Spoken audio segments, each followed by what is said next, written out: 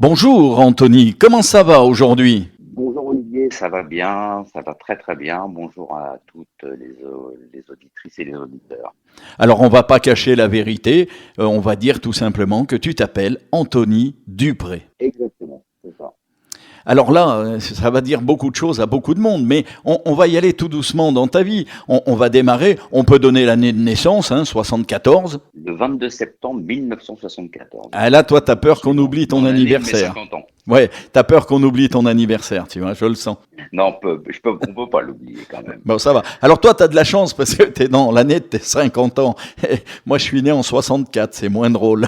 J'ai trouvé ce qui t'a donné envie pour arriver dans ce métier. Bah, ça vient quand même quelque part de ton enfance. Tes parents, eux, travaillaient au théâtre de l'Hôtel de Ville du Havre. C'est sûrement ce qui t'a mis un peu le pied à l'étrier, non? Exactement, c'est là que j'ai compris que ce métier serait ma future passion, puisque j'ai eu la chance de voir beaucoup de spectacles, que ce soit des pièces de théâtre, des concerts, des seuls en scène. Et ce théâtre, j'y ai ensuite moi-même travaillé quand j'ai eu 16 ans. J'étais contrôleur des tickets. Et je travaillais aussi en tant que parfois régisseur sur scène. Ah oui, carrément, oui. Donc oui, ça a fait même plus que te mettre le pied à l'étrier. Ça t'a carrément donné une expérience. Tout à fait. J'ai eu la chance de baigner euh, dans ce métier. Ah, c'est bien. Ça, voilà. Ça, déjà, au moins, ça met les choses en place. Alors moi, ce qui m'a fait rire aussi, c'est un peu l'une des premières pubs, à mon avis, que tu as dû faire. C'est peut-être pas la première, mais quelque part, je pense qu'on ne doit pas en être loin. C'est la pub pour les caleçons Gilles. Alors c'est mieux que ça. C'était mon premier casting et ça a été ma première pub. Ah oui, Le- ah oui, voilà. carrément. C'était incroyable. J'étais encore au Havre à l'époque. J'étais inscrit dans une agence de comédiens de publicité. Et le premier appel qu'ils m'ont passé pour un casting, voilà, j'y suis allé. J'ai fait le casting, je suis reparti sans vraiment rien attendre, sans vraiment comprendre, parce que je connaissais pas encore le métier à Paris. Je savais pas comment ça se passait, les castings, comment ça se déroulait. Donc j'ai fait ce premier casting et quelques jours après, j'ai reçu un appel et j'ai été pris pour cette pub, qui était réalisée par Étienne Châtillez. Oui, exact, oui, C'est exact. La fille est le fleuve tranquille. Ça, c'est quand même quelque chose aussi, tiens. Mais c'est original de démarrer par une pub pareille. Et puis, c'était des pubs qui étaient bien construites. C'était pas de la petite pub à l'époque. Oui, oui, c'était des pubs. Celle-là, c'était une pub pour le cinéma, donc qui passait en salle. Et effectivement, on avait tourné ça sur le rond-point des Champs-Élysées. Et c'est un merveilleux souvenir. Ah ouais, Et mais c'est ce qui m'a vraiment donné envie de continuer parce que quand vous faites votre premier casting où vous êtes pris, voilà, vous êtes tout de suite piqué. Ah oui, c'était carrément donc le tout premier. Il n'y avait pas eu d'échec avant. Ah non, non, rien, rien, Ah rien, oui, vraiment. c'est top C'était ça, c'est top. ma première expérience. Et elle était bonne. Ah ouais, là, ça doit mettre un peu de baume au cœur et ça donne envie de continuer, effectivement. Oui, j'avais 17 ans à l'époque. Ah J'étais ouais, ouais, ouais, ouais. Et du coup, on va te voir tranquillement apparaître dans Le miel et les abeilles, dans Premier baiser. Ensuite, après, oui, voilà, j'ai fait d'autres publicités et puis j'ai fait un casting chez AB Productions et j'avais pas été retenu pour un rôle, donc on m'a proposé, on m'a dit est-ce que tu voudrais faire de la figuration et j'ai trouvé que c'était un moyen intéressant de comprendre le métier d'acteur sur un plateau. Et voilà, et donc je me suis dit, voilà, et ben, vas-y, assieds-toi, regarde, observe, vois comment ça se passe. Et c'est ce que j'ai fait pendant plusieurs mois. Et puis un jour, la chance a encore souri, puisqu'il y a un acteur qui avait quelques phrases qui n'est pas venu, et on m'a proposé de les faire. Donc j'ai fait ces phrases et de là ensuite, voilà, j'ai été un peu plus, on va dire, repéré.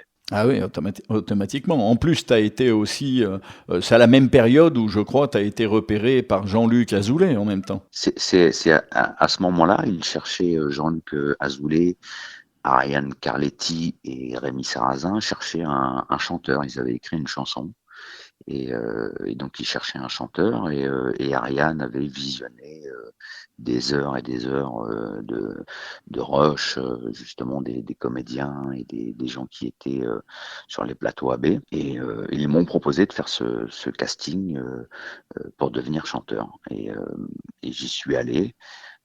Pareil, sans vraiment savoir comment ça allait se passer, parce que j'avais pas chanté avant ça, à part dans ma salle de bain, comme tout le monde. Et j'étais passionné de musique aussi. J'ai grandi en écoutant des merveilleux artistes. Et voilà. Et quand je suis allé faire le casting, il y avait Jean-Paul Césari qui était là avec une guitare sèche et qui a commencé donc à faire les premiers accords de cette chanson. Donc il y en a d'autres qui sont passés avant moi. J'ai vu un peu comment ça se déroulait et au moment de passer, ben, je me suis lancé. J'ai chanté. Je ne sais pas comment. Voilà, j'ai osé, on va dire. Et je pense que c'est surtout l'insouciance de la jeunesse et le désir de réaliser des choses. Et je l'ai fait. Et à la fin de ce casting, ils m'ont demandé de rester. Et voilà, ils m'ont annoncé que c'était moi qui choisissais. Et c'est comme ça qu'est née autour de toi Hélène. Exactement. Voilà, c'est la chanson qu'ils avaient écrite à l'époque. Et Et du après, coup, tout s'est enchaîné très vite. ouais, parce que j'allais dire, du coup, dans la même année, bah, tu rentres à la télévision, on t'ouvre un peu les portes du club Dorothée, ce qui est quand même pas rien. Tout à fait, mais j'enregistre, je fais le casting au mois de juin, si je me trompe pas, je crois que c'était juin 93.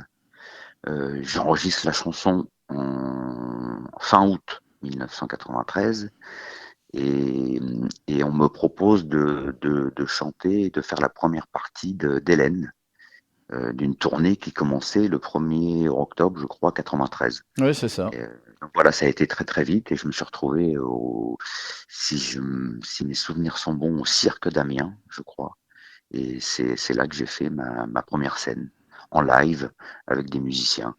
Et ce souvenir est fabuleux. Ben, Voilà. surtout fabuleux parce que il faut revenir à notre conversation, c'est que quelques mois avant, tu ne chantais même pas. Ah non, non, non, non, je vous dis, à part sous ma douche, Ouais, mais c'est ça qui est bluffant, quoi. comme beaucoup de gens, j'adorais la musique, hein, j'ai toujours aimé la musique, j'ai toujours été passionné, mais je n'avais jamais chanté en public, jamais, ça m'était jamais arrivé. Alors là, moi, je suis bluffé. Et en même temps, tu faisais partie des chanteurs du Jackie Show, non? C'était à peu près la même période, Non. ça. La première télévision enregistrée que j'ai fait, c'était le Jackie Show. Ah, voilà. Et ensuite, la première télévision en direct, parce qu'à l'époque, c'était en direct, ça a été le Club Dorothée. Ouais, mais je savais, dans Voilà. ma mémoire, c'était un peu mélangé, mais je savais que c'était à peu près la même période, tu vois. Ouais, oui, oui, c'est ça, ça s'est enchaîné. J'avais fait la matinale où on m'a présenté et l'après-midi, je chantais sur le plateau du Club Dorothée. Bah, je pense que quand on arrive là, à l'instant T, dans ta carrière, juste à ce moment-là, tu te dis, bon, bah, ça va, elle est quand même bien lancée. Honnêtement, on pense même pas à ça. Enfin, moi, je me rappelle, je prenais les choses, voilà, comme elles venaient. J'étais en découverte. J'étais évidemment heureux parce que voilà, il se passe quelque chose d'extraordinaire. Et c'est vrai que non, je pensais même pas à après ou je pensais même pas carrière. Voilà, je pensais instant présent.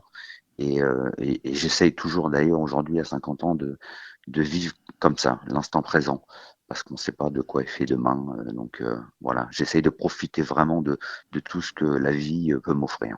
Oui, c'est souvent ce qui offre les plus beaux moments, je te rassure. Exactement. Alors après, ben, tu arrives avec ton album, du coup, parce qu'une chanson, ben, c'est bien, mais un album, c'est mieux. Et tu sors un album qui, de mémoire, s'appelle Rêve. Tout à fait. C'est ça, Avec hein? une chanson, un titre qui s'appelle Comme dans un rêve. Mais je sais plus si c'est ce single-là qui sort avant ou Prendre la route avec moi, parce qu'il y a eu sur cet album, il y avait aussi Prendre la route avec moi, il y a eu aussi Palavas les flots. Oui. Voilà, et j'ai sorti après des singles après cet album. Ouais, chapeau. Enfin, moi, je trouve un début de carrière comme ça, ben, c'est explosif, c'est beau, c'est bien. Ah Bravo. oui, c'est incroyable. Ouais, c'est incroyable. Après, en même temps, ben, tu décroches quelque part le rôle d'Anthony dans Premier baiser aussi jusqu'en 98, ça. Voilà, tout à fait. Je commence, et c'est aussi pour ça que je suis au festival le 11 février, c'est que je commence il y a donc maintenant 30 ans, en 94, janvier-février, je crois que c'était. Je commence le rôle d'Anthony dans Premier Baiser, tout à fait. Oh, ça aussi, ça a marqué du monde, hein, ça, c'est un rôle qui restera gravé chez beaucoup, beaucoup de gens. Bah, c'est une superbe aventure. J'arrive dans une équipe qui est déjà construite puisqu'ils avaient commencé à tourner bien avant. Mais l'intégration se fait super bien. J'ai beaucoup d'appréhension parce que c'est pareil, j'ai jamais joué la comédie devant une caméra, mais les choses se font. Quand on est passionné de toute manière, voilà, on fait les choses et je m'accroche parce qu'au début c'est pas évident. Je trouve mes marques au fur et à mesure et je passe des moments extraordinaires sur les plateaux de Premier Baiser. Ah ouais, je pense, oui. Et puis, tu te rends compte qu'on arrive à encore en voir des épisodes actuellement, aussi bien sur Internet que de temps en temps sur certaines chaînes de la Oui, ça passe TNT. encore sur certaines chaînes, ça passe aussi dans beaucoup de pays d'Europe, voire dans plusieurs pays dans le monde. C'est quelque chose qui a marqué beaucoup de gens. Il y a des fois, je croise des Italiens qui me reconnaissent, des Turcs. C'est assez hallucinant. Ça a fait le tour du monde, ces séries-là. Après, tu sais, tu dis que quand on te croise, il y a des Italiens qui te reconnaissent. D'un autre côté, tu as un physique qui est quand même, j'allais dire, marqué. Enfin, t'as un physique, j'ose pas utiliser le mot, mais si, quelque part, à l'époque, tu as vraiment le physique du beau gosse rêvé, quoi. C'est gentil. Oui, oui, ben, je pense que c'est aussi pour ça que j'ai été choisi. Oui, oui, oui, oui. Merci. Non, mais faut être honnête. On en reparlera d'ailleurs plus tard. Tu verras. Je ferai une petite allusion à ça plus tard parce que ça t'a apporté d'autres choses, j'en suis certain. Alors en même temps, moi j'ai noté que tu avais fait les années fac en 95, les années bleues, je crois, en 98. Tout à fait. C'est la dernière série que je tourne chez AB Productions, Les Années Bleues. Voilà. On fait 20 épisodes d'une série très sympa, très amusante, qui avait évolué avec nos âges et on s'est régalé sur ces derniers tournages. Ça a été vraiment passionnant. Ah, mais je me doute, oui. En 97, tu fais Ma Voyante préférée, qui est une sitcom Aussi. pour TF1, là. Tout à fait. Tout à fait. J'ai tourné cette série où j'avais le rôle de Gonzague. Voilà. Un bon fils de famille et on tourne avec Karen Cheryl et d'autres comédiennes et comédiens et c'était une belle aventure aussi. Ah oui, je me doute, oui, oui, ça fait partie des trucs sympas. Bon, on te voit Oui, dans Le Grec, on te voit dans Le Groupe, l'Instit, tout ça pour France 2. oui, Hein, c'est ça, hein? tout à fait. Tout Ah à oui, fait. oui, non, mais tu t'es bien promené quand même. Tout le monde te voulait à première vue. Bon, j'ai eu la chance de faire partie de projets ont toujours eu beaucoup de succès. Quand j'ai rejoint l'Instit pour un épisode, j'étais très heureux de rencontrer Gérard Klein et on a tourné un épisode qui était dans sa région en Auvergne. Parce qu'en plus, les tournages permettent de voyager, de découvrir des choses qu'on n'aurait pas forcément découvertes si on n'avait pas été sur ces tournages.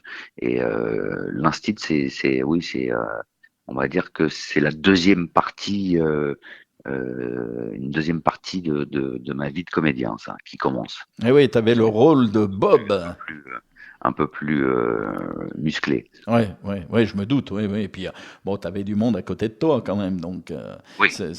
oui, oui, il y avait des super comédiens. Et ensuite, j'ai la chance de tourner Le Bleu de l'Océan. Ouais, avec Mireille Darc. Exactement. Et Bernard Verlet, Philippe Carrois, Alexandra Vandernoot, Jean-Michel Tinivelli. Et, euh, et ça, c'est un tournage merveilleux qu'on a fait dans le Pays Basque, du côté de Biarritz, Bidart, Saint-Jean-de-Luz. Ah oui, il y a On est pire, hein? resté, on est resté 6 mois là-bas. Et moi, j'étais descendu un peu avant tout le monde parce que mon rôle était celui d'Olivier Delcourt et j'étais surfeur. Donc, il a fallu que je prenne des cours et que je m'entraîne avec avec un vrai surfeur, ce qui était compliqué, parce le tournage a eu lieu au mois d'octobre-novembre, donc l'eau déjà était glacée, Ouais. et je suis pas forcément un grand fan des vagues, des grandes vagues. Donc j'ai dû apprendre à maîtriser ma peur sur ce tournage. C'est toujours des choses qui m'impressionnent, moi, parce que bon, je discute avec pas mal d'acteurs et de choses comme ça. Et où je suis impressionné, c'est voilà, pour vous mettre dans la peau d'un personnage, vous atteignez des niveaux de formation et tout qui me bluffent tout le temps. Parce que c'est vrai que là, bah, tu le dis toi-même, bon, les leçons de surfeur prises sur la côte là-bas, où on sait très bien que ça fait partie des plus belles vagues d'Europe, ça doit pas être évident quand même quand on n'aime pas trop au départ. Non, non, mais c'est aussi la chance de faire ce métier, c'est que voilà, on apprend toujours des nouvelles choses, on vit, euh, on vit 100 vies différentes. C'est ce qui est extraordinaire, c'est qu'on est formé, je vous dis, à des activités qu'on n'aurait pas forcément fait dans la vie normale. Donc moi, c'est pour ça que j'aime ce métier, c'est ce changement permanent. Ah bah, tu m'étonnes. Je peux te dire, oui, ça fait partie des métiers qui sont quand même jolis et qui apportent forcément plein de choses. Et d'ailleurs, on va le voir dans la suite. On va le voir dans la suite de ta carrière, parce que ça va pas s'arrêter là, hein, loin de là. D'ailleurs, elle continue, mais on va voir ça ensemble. Moi, j'ai découvert, mais après, si tu veux, quand je l'ai lu sur le coup, je dis tiens, je m'en souvenais pas. Et puis mon cerveau m'a montré des images. C'est marrant ce que je te dis, hein, mais c'est la vérité. Navarro. Navarro, Sur oui. le coup, je dis mais non, mais Navarro. Et puis hop, tang, des images me sont apparues. Mais si, Navarro, comment j'ai pu oublier? T'as même joué longtemps dans Navarro. Alors au départ, t'étais parti pour 2 épisodes dans la réalité. Exactement. C'est alors la vie est toujours marrante. C'est le fait que j'ai tourné avec Jean Sagols, qui était le réalisateur de l'Instit, et ensuite Bernard Verlet, qui était mon grand-père dans Le Bleu de l'Océan. Ils ont parlé de moi à Tito Topin, qui était lui le créateur de Navarro. Et, euh, et je devais faire une série avec Bernard Verlet. Et, euh, et il y a 2 épisodes où Marie Fugain était enceinte à l'époque, donc elle ne pouvait pas tourner, donc ils avaient besoin on va dire, d'un policier remplaçant. Et c'est Jean Sagols qui réalisait ces épisodes. Et donc le fait que voilà, Bernard Verlet parlait de moi, Jean Sagols ait parlé de moi, je suis rentré euh, dans Navarro pour faire ces 2 épisodes. Et là, c'était pour moi extraordinaire parce que Navarro, Roger Hanin, Ah oui. je connaissais depuis que j'étais gamin. J'avais vu ses films, Le Grand Pardon, Rocco et ses frères, Le Coup du Sirocco. Enfin, voilà, Le Sucre. J'ai vu beaucoup de films de Roger, et de me retrouver face à, on va dire, à ce monstre du cinéma, ça a été une expérience incroyable. Et puis il est devenu quand même quelque part assez important pour toi, amicalement, je veux dire. C'est devenu un ami. J'ai eu la chance de me lier d'amitié avec Roger, et voilà, c'était ensuite quelqu'un de qui j'étais très proche. Ouais, J'ai eu oui, beaucoup de chance. ouais. Donc tu étais le lieutenant Paoli, quoi. Lucas Paoli, Hein, c'est ça, exactement. hein, c'est ça. Et Ouais. dans le premier épisode, le rôle se retrouve en conflit avec son père, qui lui aussi est commissaire, mais qui trempe dans des affaires un peu louches. Et donc je me retrouve à devoir arrêter mon propre père. Donc c'est un épisode très fort. Voilà comment ça a commencé. Et à la fin donc de ces 2 tournages, de ces 2 épisodes, euh, Roger est venu me voir et m'a dit voilà, est-ce que tu aimerais rester sur Navarro? Et je lui ai dit oui, bien sûr que j'aimerais continuer. Oui, c'est une superbe aventure. Et voilà, et il m'a dit bah écoute, bah c'est fait, tu vas rester. Bienvenue. Voilà, bienvenue à la maison. Et ça, j'étais très heureux ce jour-là qui m'ait proposé ça. Mais tu m'étonnes, c'est sûr. Et puis bon, il faut remettre les choses dans l'ordre. C'est qu'à l'époque, Navarro, ça faisait partie de la grosse série policière. Bah, c'était on va dire 8 millions et 12 millions de téléspectateurs les jeudis soirs. Ouais. C'était vraiment une série installée depuis des années. Euh, Moi, j'ai vu le changement c'était voilà, tu tournais dans Navarro, les gens te regardaient différemment. Et ça a été, oui, ça a été une parenthèse fabuleuse pour moi. Je me doute bien. Et du coup, tu tourneras même dans le spin-off de la Brigade Navarro, d'ailleurs.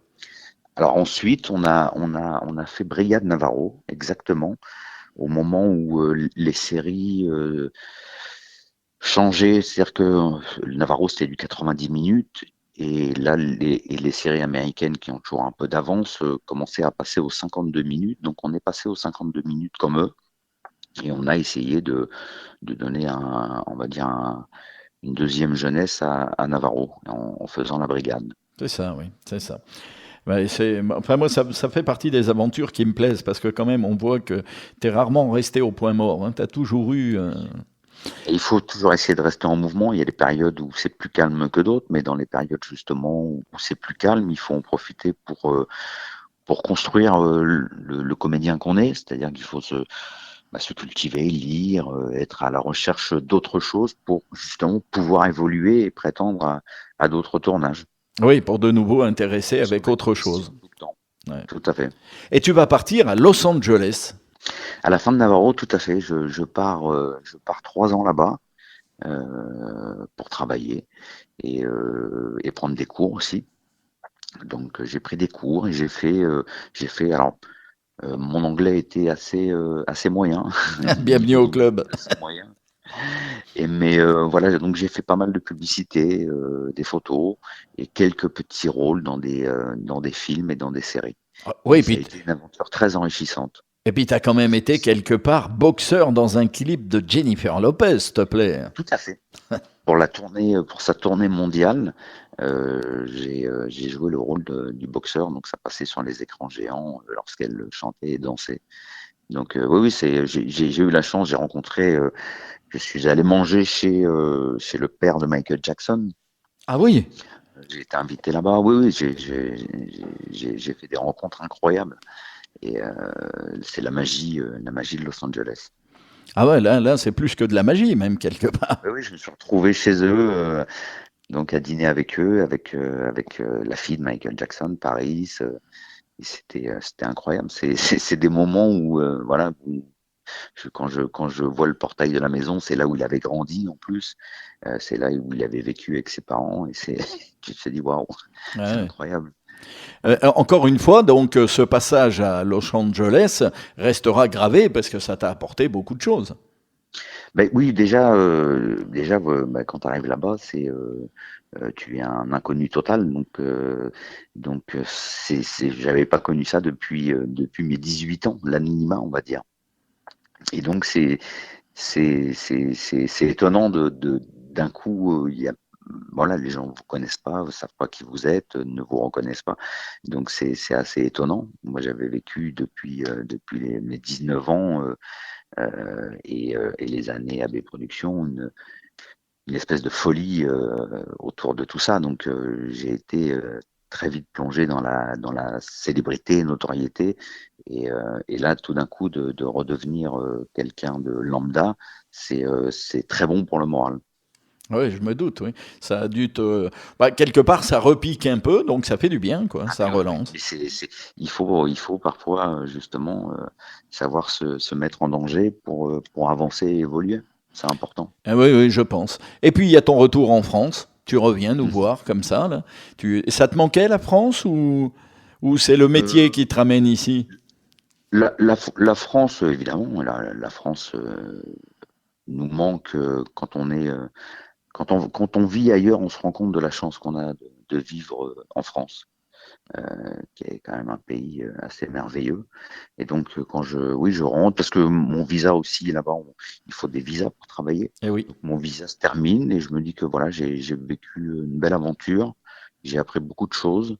Je me suis renforcé dans mon jeu et psychologiquement. Et voilà, et je me dis que c'est le moment de rentrer. Donc, je rentre à la maison. C'est bien, ça. Et tu vas faire un petit peu de cinéma, je crois, en même temps? Je fais des courts-métrages, je tourne aussi dans quelques séries. Voilà, je fais différents projets quand je rentre. Et ensuite, je fais du théâtre. Ah, me parle pas du théâtre. Lit d'embrouille. Avec Ouais, Daniel Gilbert, s'il vous plaît. exactement. Et ça, pareil, alors c'est ma première aventure sur une scène de théâtre. Je n'avais jamais fait de théâtre avant, à part dans les écoles de théâtre dans lesquelles je suis allé, mais je n'avais jamais joué sur scène une pièce. Voilà, et c'est comme quoi il faut pas avoir d'a priori. J'avais toujours eu peur de justement devoir retenir un texte entier et de devoir le jouer parce qu'à la télévision, au cinéma, on joue une scène. Si c'est pas bon, on coupe et on refait. Le cinéma, le théâtre, il y a pas de filet. Ouais, on peut C'est-à-dire pas que dire s'il couper, on la arrive, refait. voilà, si on se trompe, eh ben, il faut trouver une solution pour rattraper son erreur. Donc c'est très, il y a une adrénaline qui est extraordinaire. Et j'ai découvert ça donc tard, hein, j'avais 42 ans.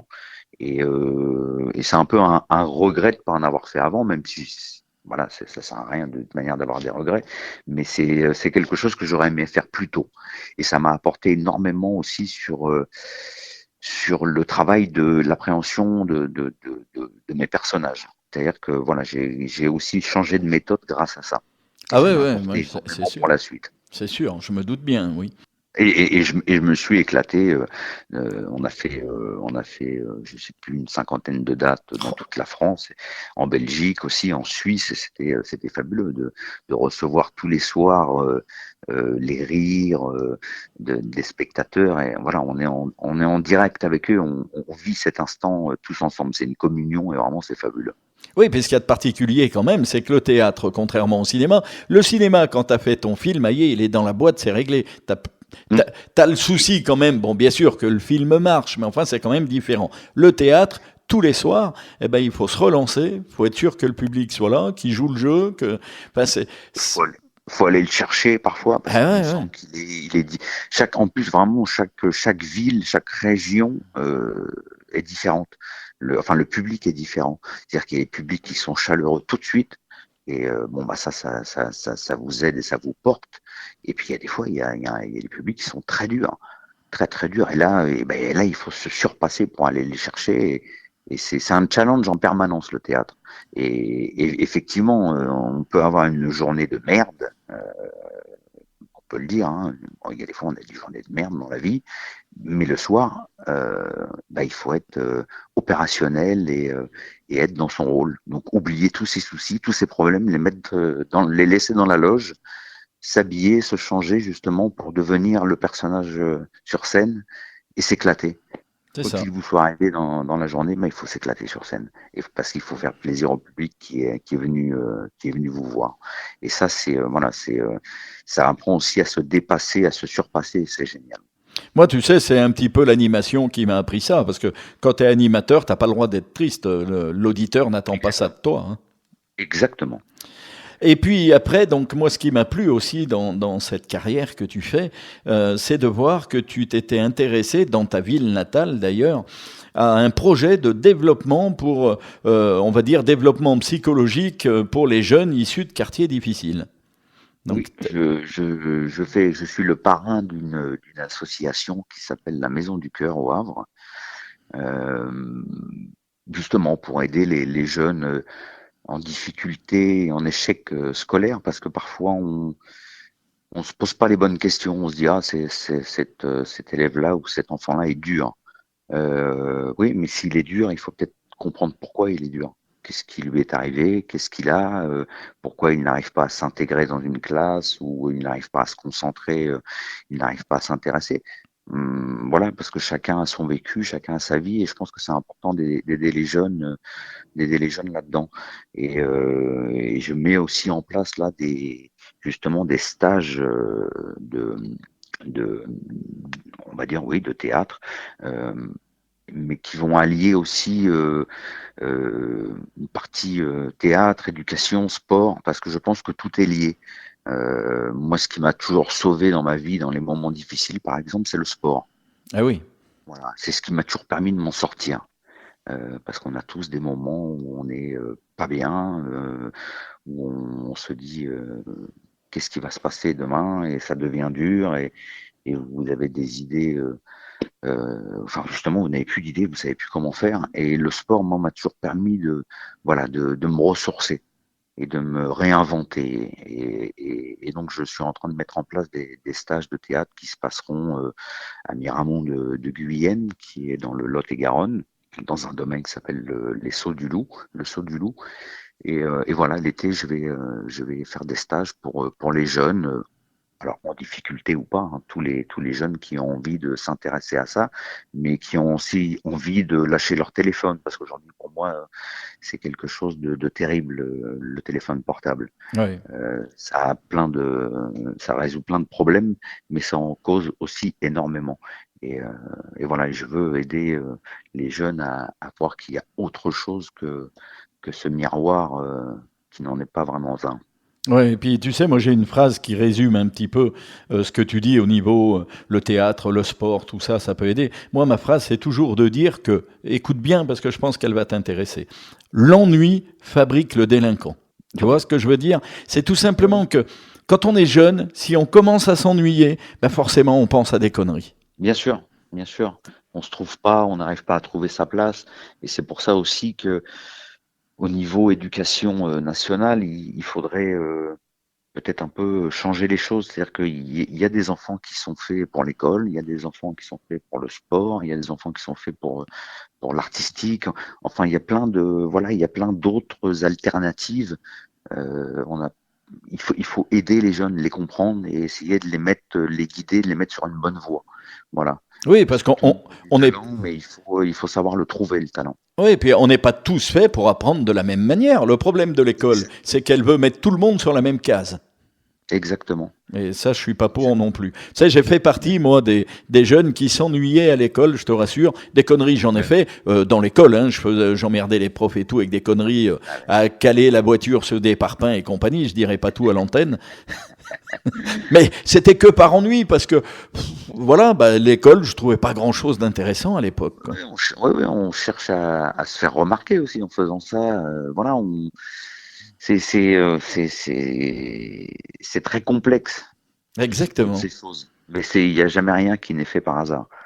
Il faut essayer de comprendre. Euh, c'est important d'essayer de comprendre les gens qu'on a en face de soi. Eh ben, tu vois, rien que pour ce passage-là, je ne regrette pas, bah, déjà de t'avoir posé la question sur ce projet entre guillemets que tu développais, mais je regrette pas non plus l'interview parce que pour moi c'est un passage qui me touche. J'aime bien les gens qui vont donner un peu de leur temps parce que là c'est vraiment donner du temps pour essayer d'obtenir quelque chose et de faire grandir les gens autour de soi. Bravo. Au bout d'un moment, c'est important d'essayer de transmettre, Ouais. les erreurs qu'on a vécues, essayer de les expliquer, ce qui n'empêchera pas que vos interlocuteurs font des erreurs, mais au moins déjà de les prévenir, voilà, de les entourer, de leur expliquer ce qui peut arriver. C'est important la transmission. Je trouve que ça manque beaucoup aujourd'hui. Je crois aussi qu'un grand problème de la jeunesse, c'est que ils ont des parents malheureusement qui sont aujourd'hui occupés, qui doivent travailler à deux parce qu'aujourd'hui un salaire ne peut plus nourrir un ménage. Et ce qui fait que voilà, les parents n'ont plus le temps de transmettre, ni d'éduquer, ni de partager avec leurs enfants. Et c'est, je pense, le mal d'aujourd'hui. Oui, on est bien d'accord. Et puis aussi, moi je me souviens à l'époque où j'étais à l'école, bon tu le sais, je vais avoir 60 ans, on apprenait aux filles, entre guillemets, et un peu aux garçons, mais on s'intéressait plus aux filles dans ce domaine, on leur apprenait comment je te dirais, à faire en sorte d'entretenir une famille quelque part. On leur apprenait comment on entretenait une maison, comment on avait des rapports pour faire lire son enfant et tout. Aujourd'hui, ça n'existe plus du tout à l'école, ça. Hein, on t'apprend plus rien du tout, tu te débrouilles. Mais, mais moi, je vois aujourd'hui, j'ai un petit garçon, j'ai un grand garçon de 26 ans et j'ai un petit garçon de 3 ans.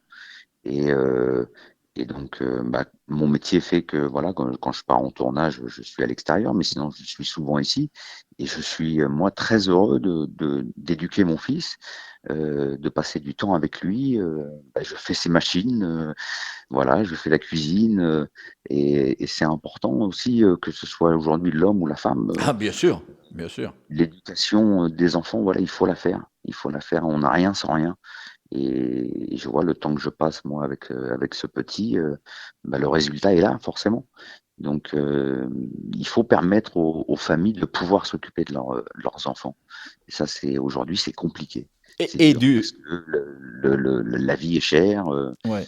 les loyers sont chers, enfin bon, voilà. Et comme je vous dis, aujourd'hui, les gens ont besoin de travailler, les deux ont besoin de travailler, et ça manque. Je pense qu'il y ait une figure, qu'elle soit paternelle ou maternelle, à la maison pour s'occuper de l'enfant, Bravo, du moins jusqu'à un certain âge. bravo.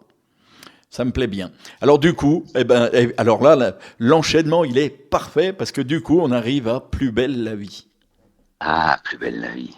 C'est mon premier rôle où je suis papa, d'ailleurs. Ah tiens, J'avais toujours été célibataire ou dragueur ou machin, et c'est le premier rôle où j'ai une famille. Donc j'ai une femme, j'ai deux grands garçons et une fille, et ce rôle a été un tournant pour moi. Ça, c'est la première fois où on me propose de jouer ce que je n'ai jamais joué, c'est-à-dire un homme taciturne dans la série. Francis Soubeyran, il est survivaliste, il est paranoïaque, il est agressif, il est dangereux, et ce rôle a été pour moi incroyable. Ça m'a fait beaucoup de bien qu'on me fasse confiance dans ce genre de rôle. Voilà, j'étais très très heureux de participer à Plus belle la vie. Je me suis vraiment éclaté. En plus, le tournage était à Marseille, qui est une région extraordinaire. J'ai eu la chance de faire la saga de l'été, d'avoir tous les tournages en extérieur. En plus, il faisait très beau. Voilà, ça a été une très belle aventure. Ça m'a fait énormément de bien. ah, je me doute, oui, je me doute. Et puis après, on va parler d'une aventure qui me touche quelque part, parce qu'alors il faut, avant que je t'en parle, il faut que je te donne une petite indication concernant Radio Naya. Alors cette Oui. radio, ben, elle est basée sur un projet que j'avais de longue date. J'avais une grosse radio avant dans les années 80, et puis j'ai décidé d'arriver entre guillemets en fin de carrière et de Oui. recréer le même projet, ce que je suis en train de faire. D'accord. Et pour créer ce projet, pour le rendre réalisable, eh ben, je me suis adressé à quelqu'un qui, en fin de compte, s'occupe du camping Naya Village, camping Paradis, Génial. au Barcarès. Voilà. C'est Eh mon oui, dernier, t'as compris mon dernier clin essai. d'œil. Ah, c'est fabuleux. D'ailleurs, les campings paradis, c'est extraordinaire puisque j'ai eu la chance d'y être pendant plus d'un mois. Et c'est une belle formule, je trouve. Euh, et je me suis vraiment bien amusé alors là, ce tournage, j'ai eu la chance déjà, de bosser avec mon pote Franck Delay de Oui, Soubifree. Donc c'était cool parce qu'on tournait tous les deux. Le comédien qui était avec nous, Torian aussi, était très sympathique. Donc on a formé un super trio, on s'est éclaté et on a été dirigé puisque le réalisateur de ces deux épisodes de camping, c'était Laurent Ornac, et qui est un super réalisateur. Je me suis vraiment éclaté avec lui, et ce rôle, voilà, c'était super parce que on, on s'est vraiment bien amusé. Pareil, j'ai découvert encore une nouvelle chose, comme on n'arrête pas de découvrir. J'ai jamais été un fan de la danse. Donc voilà, je danse plutôt tranquille, assis dans la tête. Et là, il a fallu que je prenne des cours de danse pour pouvoir créer la, la chorégraphie sur le titre Si on s'aimait, qu'on chante à la fin de Camping Paradis. Et ça a été vraiment une nouvelle aventure, une nouvelle découverte. Et j'étais très heureux de pouvoir faire quelques pas et participer à une chorégraphie. C'était très intéressant d'apprendre ça. On a eu une super prof qui s'appelle Stéphanie, et voilà, je me suis éclaté là-dessus. ouais, puis alors, moi, enfin, j'en reviens à ce que je disais au tout début de l'interview. Quand on est jeune comme tu as été, qu'on a attaqué toutes les pubs que tu as fait, les séries que tu as fait, les sitcoms, avec un physique de beau gosse, et qu'on se retrouve en 2023 à tourner dans Camping Paradis, l'endroit où il faut avoir un physique de beau gosse aussi, parce que être un ancien boys band, quelque part, fallait être beau gosse, quoi. Donc, toute la chaîne s'est faite. Moi, je trouve ça magnifique. Mais pour ce rôle, parce qu'il était écrit comme ça, le personnage de Pat était sur les trois, c'est celui qui s'était un peu laissé aller, un peu empâté. C'est vrai, oui.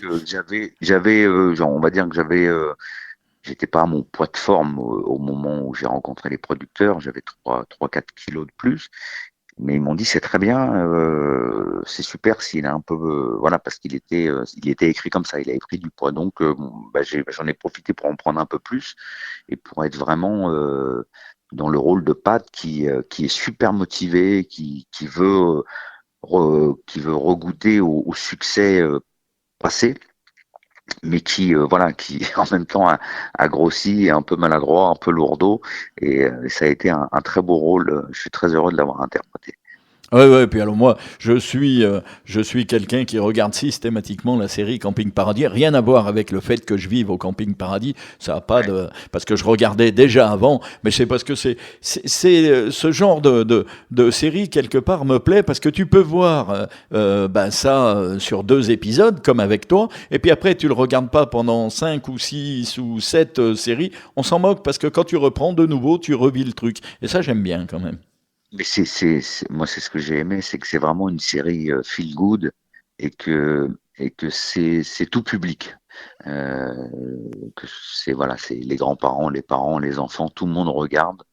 C'est positif et voilà, il y a toujours un message positif dans cette série. Et, non, c'est très sympathique. Très heureux, je suis très heureux de l'avoir fait. Ça ne m'étonne pas. Je pense qu'on a passé un beau petit moment. Alors j'ai envie de te poser une question. À ton avis, je ne sais pas si tu peux me répondre, c'est pas une question facile, hein, je te le cache pas. À ton avis, qu'est-ce qui t'aura apporté le plus dans ta carrière? Euh, Pas facile, je te l'ai dit. Non, c'est pas évident. Qu'est-ce qui m'aura apporté le plus dans ma carrière? Je crois que c'est toutes les rencontres que j'ai fait au fur et à mesure de ma vie, toutes les rencontres, voilà, les gens que j'ai rencontrés. J'ai toujours essayé de grandir et d'évoluer. C'est-à-dire qu'il y a une période, je me souviens, où je me suis rendu compte, parce que dans des dîners, ça parlait beaucoup de culture et tout ça, et je me suis rendu compte que je n'avais pas du tout cette culture. Et je me suis mis à demander à tous les gens que j'admirais quels étaient leurs 5 ou 10 livres préférés. Et ils me faisaient une liste et j'achetais ces livres et je les lisais. Et ça m'a beaucoup enrichi. Et voilà, à chaque fois, j'essaye d'avancer, de comprendre et de grandir. Voilà ce qui m'a fait avancer, je pense, et ce qui me fait avancer encore, c'est la découverte, Eh ben, tu toujours. vois, je ne regrette pas d'avoir posé la question, parce que la réponse me plaît beaucoup. Eh On oui. a des images de vous qui ont été très importantes dans notre vie. Ouais. Je veux Mais dire, je le vois aujourd'hui avec les années qui ont passé, quand je rencontre des gens qui ont regardé ces séries-là, je sens un retour dans l'enfance. ah Voilà, oui, je vois dans leurs yeux, je les imagine devant leur télévision avec un bol de chocolat chaud, un Choco BN, et en train de regarder les séries. Et c'est des moments où voilà où on est dans l'enfance ou l'adolescence et c'est des bons souvenirs, oui, tout à fait. Puis la période qu'on vit fait qu'on a besoin de ces moments-là. Il faut bien absolument sûr. qu'on revienne sur des bons moments, ça fait du bien. Alors Anthony, la bonne nouvelle pour tous les auditeurs, c'est qu'ils vont pouvoir te retrouver. Exactement, on va pouvoir se rencontrer, discuter, échanger le 11 février à Lens, au festival Sitcom Vention Japan. Et voilà, on va se rencontrer pour discuter justement de toute cette période, premier baiser, les années fac, les années bleues, les années AB, on va dire. À mon avis, mon petit doigt me dit qu'il y aura du monde autour de toi, hein, je te le dis, hein. Mais j'espère bien, Ah j'espère ouais, non, non, mais rencontrer le c'est maximum de fans et de public, ouais. forcément, forcément. Donc ça, bah oui, le festival commence le 10, mais toi, tu y seras le 11, puisque c'est le Le 10 10 et le 11, 11, hein. tout à fait, Voilà, c'est le tout à fait. festival Sitcom Vention Japan à Lens, où on a même fait gagner des places, tiens, sur Radio Naya. Et puis ça va être un plaisir, ben, effectivement, que tu sois au mieux. À mon avis, les appareils photo, les téléphones, comme on dit, ça va y aller, les flashs, hein. Et oui, maintenant, oui, c'est vrai que c'est beaucoup. Avant, c'était les autographes, maintenant, c'est les selfies, on va dire. Oh, mais tu auras des Ah, autographes aussi, j'en suis sûr. ouais. Déjà, tu en auras un à signer pour Radio Naya, ça c'est certain. Avec grand plaisir. Voilà. Et puis écoute, eh ben moi je te remercie énormément du moment que je viens de vivre avec toi. Et tu sais Et que moi mon aussi, merci beaucoup. invitation C'était tient un super toujours. interview et Bon, une merci. super discussion. Merci beaucoup. Et n'hésite pas, dès que tu as un projet qui est signé, tu sais qu'il va exister, t'hésites pas, tu reviens vers moi, Je on te se fera un tiendrai au plaisir. courant. Ok, Merci c'est noté. énormément, Anthony. Merci pour Merci ça. beaucoup. Merci surtout pour une chose. Je me permets de te remercier pour toute ta carrière qui a souvent illuminé nos soirées et plus. Merci beaucoup. C'est gentil, ça fait plaisir, ça me touche. Et merci à toutes les auditrices et les auditeurs de nous écouter. Merci. Bye bye, Anthony.